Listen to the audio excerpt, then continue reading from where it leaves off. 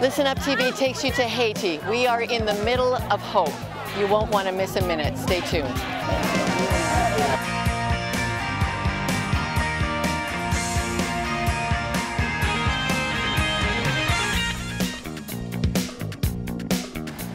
Welcome to Haiti, where we've come to explore the dynamics of hope and generosity. How will the gifts being given bring a new tomorrow for this country? The numbers for Haiti's need seem insurmountable. 1.3 million homeless, close to 300,000 dead, 1,300 schools, and 50 hospitals damaged or destroyed in the earthquake zone. Places of hope and refuge demolished. A once elite golf course crowded with 70,000 makeshift shelters. And then there's the donations. Kindness and compassion piling up by the billions of dollars. Today we want to find out how the business of help works. What happens to your money once it's given to a charity for Haiti? For example, they would have said, we have crutches, and other agencies will say, well, we have high protein biscuits, or we have tents, and then they will try to coordinate that. So there's a lot of coordination that goes on the ground on these kind of things. Here, soldiers partner with Samaritan's Purse, a Christian charity to hand out international donations from the World Food Program. This little green coupon is a ticket to hope. It's the voucher that you're given to get 100 kilos of rice, distributed no questions asked in the early days of the earthquake. This is the last day of the food surge, where they can get this. From here on in. You're registered before you get these kind of coupons, so that food distribution is accountable and carefully managed. Obviously, the best way of distributing and the easiest and most equitable way is to use a ration card system where all the families are listed. And this gives you a chance to make sure that the food goes to the most vulnerable. So this is having had a 2-week surge of quick food intake into the community. Now we're going to do a registration process so that we can target the most vulnerable, which are, of course, women and children and elderly and under 5. Tell us about the lineup we'll see. Describe the line for us and how it will work.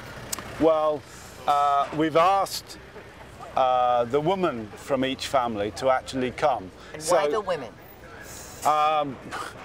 One of the reasons is that it's a way to make sure the food actually gets to the family. The women all line up at the back wall there. This is basically a group of men who are going to be our workers. So every day we choose 50 people from this line to actually do the labouring. So this crowd here is just a group of men that's come early, and we choose 50 of them, and they'll get a Samaritan's Purse sticker, and they'll do the labouring for the next 4 or 5 hours. What happens is that the line of women are at the back there.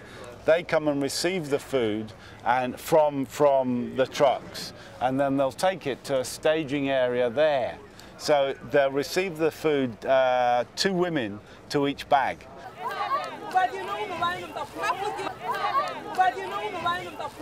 What you're overhearing is haggling on how to split the bag of rice. This is how women are deciding who gets how much for which families, how they're going to carry it off back to their temporary shelters. It's an urban slum that has sprung up in the midst of the chaos of the earthquake. But you see this morning, quite spontaneously, there's quite a number of people, of soldiers, of SP staff, of people who don't need to do it, just doing that simple thing. And that's breaking down barriers. And that's what Jesus came for, I think. So it's not them and us now. There's no wall. It's breaking down the walls, and that's when you get peace and reconciliation and stability. So when people critique their donation doesn't get what they think it should go. I say it does. Obviously, it's a very difficult situation, but there's professionals all over the world, and their money is safe with us. But the money trail for Haiti can't always be watched bag by bag. Take Canada's approach. Between kind-hearted citizens and tax dollar-funded donations from government, almost $1 billion will go to Haiti over the next 2 years. Back at the office, we checked with the minister in charge on how can we know those gifts will be used to improve Haiti. As far as accountability of our ongoing program in Haiti, which is similar to all of our programs, are when people propose or we ask for proposals, we're very clear, and they're very clear on expected outcomes that they will be measured against before we approve. That's part of their applications, and it's also part of our assessment. And we have people on the ground in every country where we do work who will go and visit the projects to monitor the progress being made. We require, as part of our agreement with the NGO, reports from them, and we also have an evaluation or audit of the program close to the end of the program so that we get a full accountability as the project is proceeding and upon completion. Aid can go directly to a charity that a person trusts and supports and be tracked on their website. Or it can be given from government to government. But Haiti's ranking on the Worldwide Corruption Perception Index is at the bottom of the chart, making it uneasy to donate. Canada has stepped up to rebuild Haiti's shattered government offices, but Minister Bevoda assures us there is no money transferred to the government of Haiti. We do not provide any direct budgetary support to the government of Haiti. And even with the assurance and the obvious need, donating to Haiti still has its risks. I cannot guarantee that every dollar will be well used. It depends on where people choose to give. But I can guarantee that every penny that is given to this cause is worth it because the need is there. There are many people suffering. There are many people dying still. There are many people still who have not gotten cure for their broken arm or etc.